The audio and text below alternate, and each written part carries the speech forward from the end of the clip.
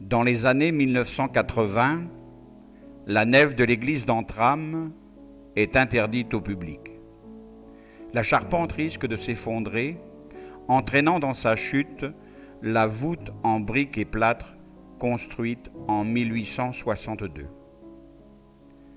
La réalisation de 1862 avait considérablement modifié la structure de la charpente et les sablières, éléments de la charpente posés sur les têtes de mur, s'écartaient dangereusement et risquaient de provoquer l'effondrement de l'ensemble. Devant l'importance des travaux de restauration, une longue réflexion s'engage au sein du conseil municipal, en lien avec le conseil économique de la paroisse.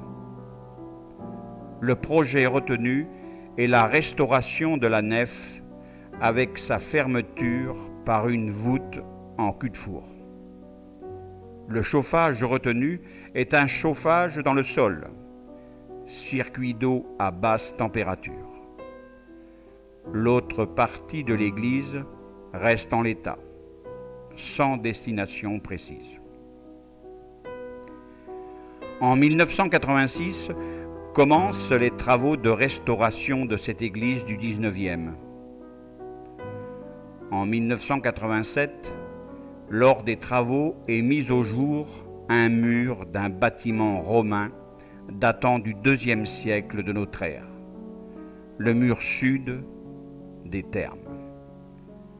La découverte est majeure. Les travaux de restauration sont arrêtés.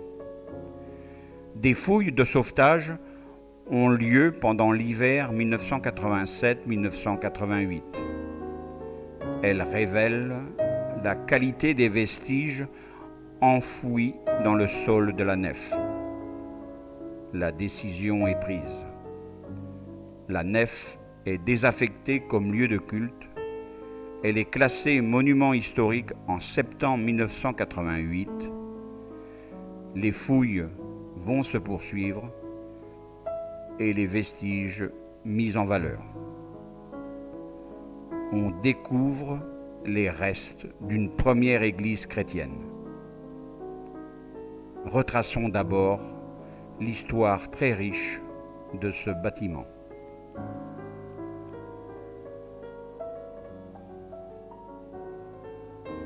Saint Julien, premier évêque du Mans, vivait au IVe siècle. À la même époque, on transforma les thermes d'Entrammes en église. On abattit les cloisons, on boucha les hypocaustres éventrés et l'on étendit un nouveau sol en mortier. Ainsi fut bâtie une des premières fondations chrétiennes du Maine, attribuée à Saint Julien. Au IXe siècle, 2 monastères existent dans le bourg d'Entrammes. Un monastère de religieuses construit dans la cour du presbytère, près de l'église paléochrétienne, installée dans les thermes abandonnés, et l'église est utilisée comme chapelle par le monastère. Il devient un couvent de bénédictines d'une très grande vitalité, puisque l'évêque du Mans, saint Aldric, connu comme grand éducateur, a consacré entre 832 et 856 65 religieuses. Il demande même à quelques-unes de quitter Entrammes pour établir la règle de saint Benoît au monastère familial de Sainte-Marie de Gourdaine, près du Mans. Un monastère d'hommes est installé dans le bourg d'Entrammes, rue d'Anjou face à la mairie actuelle, fondé par les seigneurs d'Entrammes. Il dépendait de l'abbaye d'Évron. Le prieuré était placé sous le vocable de Saint-Étienne. La chapelle du prieuré a servi à une époque d'église paroissiale. L'église d'Entrammes n'était point alors l'église paroissiale actuelle, mais la chapelle de ce prieuré.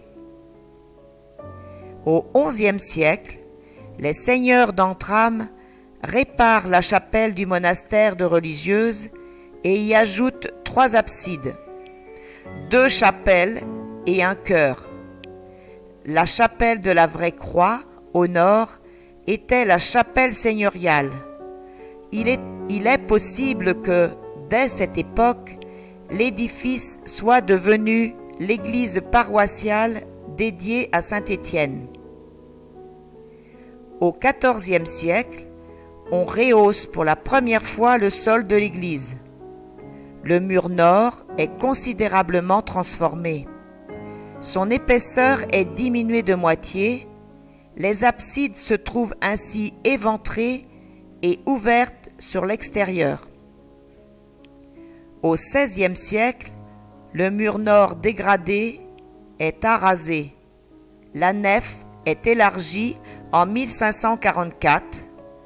Le sol de la nef est rehaussé et la nef est habillée d'une belle charpente en chêne et d'une magnifique voûte en châtaignier que l'on peut voir aujourd'hui dans le site archéologique restauré à l'identique en 1986 pour y faire l'église du XXIe siècle avant la découverte des thermes.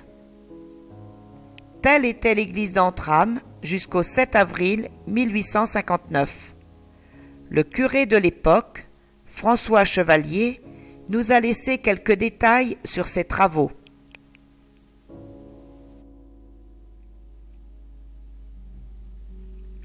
La démolition commencée ce jour-là a été terminée le 7 mai 1859.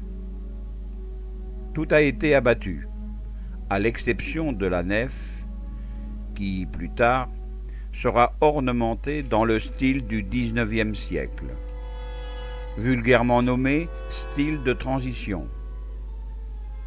Et nous espérons, si le succès ne nous fait pas défaut, que la nouvelle construction sera digne de sa destination.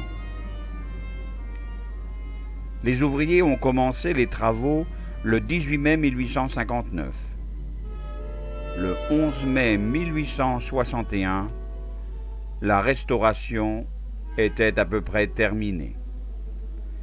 J'ai béni les nouvelles constructions et le dimanche 12 mai, la première messe y a été dite par l'abbé Roqueton, vicaire de la paroisse.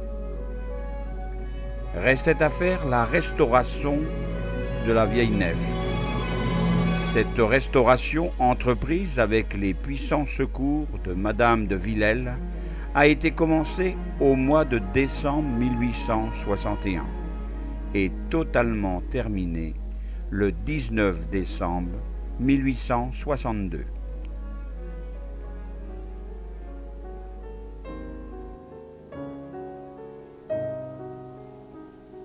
Avec la découverte des thermes en 1987, tout le projet est modifié. On peut encore voir aujourd'hui, dans le site archéologique, des restes de l'abandon des travaux de restauration du projet initial. Les spots électriques qui sont fixés sur les poutres de la charpente. La partie chœur et transept, qui devait être abandonnée, est aménagée en église. Un mur est érigé à la jonction de l'ancien chœur et la nef. L'église est inversée. L'arrière-chœur devient une petite nef et le planum de l'autel est placé au pied du mur de séparation des deux parties de l'édifice. Les travaux de restauration de l'église actuelle ont eu lieu en 1990. Les 5 statues, 4 évangélistes et Christ en majesté, qui ornent l'autel actuel, proviennent du maître-autel de l'église d'Entrammes, édifié à la fin du XIXe siècle, visible sur les photos de l'époque. Elles sont le signe de la continuité de l'histoire de l'Église d'hier à aujourd'hui. Cet autel a été consacré par l'évêque de Laval le 27 janvier 1991.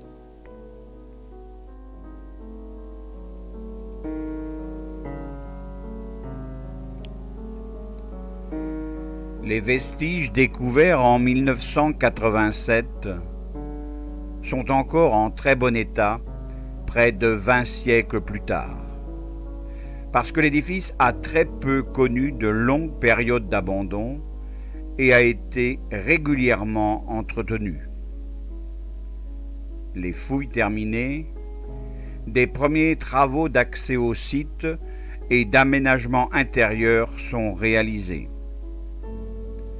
Le site des thermes est ouvert au public pour la première fois par M. Jacques Boufflet, architecte des bâtiments de France, lors des Journées du patrimoine en septembre 1990.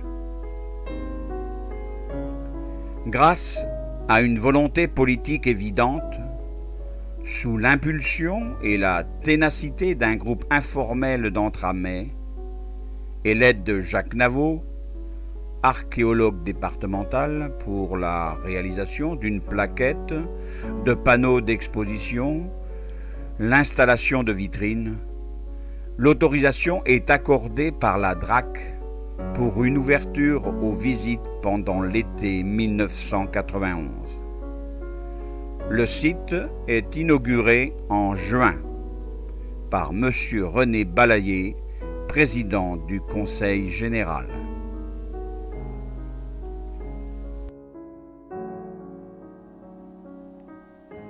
Un groupe de jeunes guides bénévoles est formé. L'ouverture aux touristes est une réussite. Plus de 1500 visiteurs se pressent pour découvrir ce magnifique site pendant l'été, avec une affluence record aux Journées du patrimoine 1991. Fort de cette réussite, une association est créée le 16 mars 1992, l'association Interamnes. Pour le lancement de la première saison touristique, sous l'égide de l'association, une inauguration officielle a lieu le 12 juin 1992 sous la présidence de M. Jean Arthuis, devenu président du Conseil général, et en présence du président honoraire René Balayer. À cette occasion, les projets à long terme sont présentés. Aménagement du site, montage séquentiel, films, maquettes. Les membres de l'association Au Fourneau mettent un point d'honneur pour réserver le meilleur accueil aux invités. Au printemps précédent, les abords du site avaient été aménagés avec soin et un ancien camion frigorifique situé au fond de la cour du presbytère avait été nettoyé, restauré pour en faire un joli bungalow d'accueil. La nouveauté de 1992 est la proposition aux touristes d'une BD sur les thermes conçue par un jeune entramais de 13 ans, Mathias Istolainen, sous forme d'un livret de 14 pages réalisé par le Conseil général, primé en décembre 1991 par l'Académie du Maine. Pour l'heure, les membres de l'association se démènent dans la bonne humeur pour promouvoir le site historique avec la mise en place d'un circuit touristique, abbaye, hôtel Alésia, base fluviale, écomusée du miel.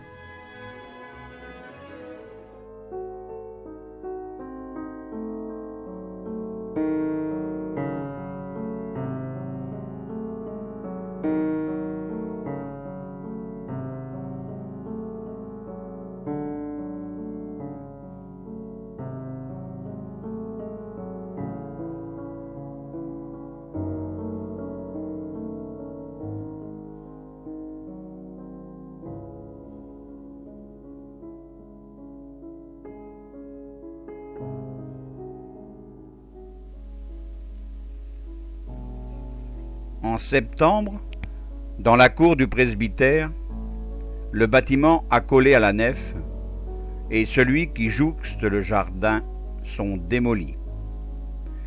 Et des fouilles sont entreprises pendant les vacances de la Toussaint 1992, avec la participation de jeunes entramets, pour dégager la chaufferie, les niches rectangulaires des salles tièdes et chaudes du mur sud et des fondations du monastère de religieuses du 8e siècle. Ces fouilles donnent des renseignements précieux sur l'utilisation des arcades dégagées dans le mur sud à l'intérieur de l'édifice et sur l'entrée des thermes. Des travaux d'étanchéité ont lieu à la base du mur romain entre le presbytère et le transept de l'église. Un sarcophage en calcaire coquillé du 7e est découvert au seuil de l'entrée de l'église du 6e dans le mur sud de la nef, où l'on voit aujourd'hui un porche du 19e.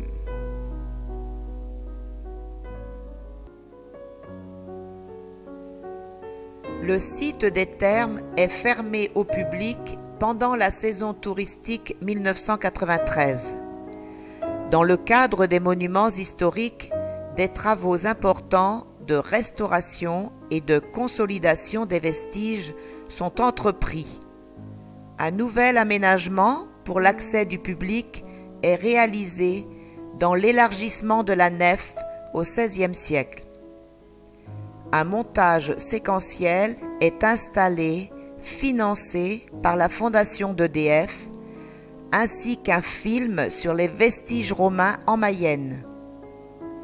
C'est ce que vous pouvez voir aujourd'hui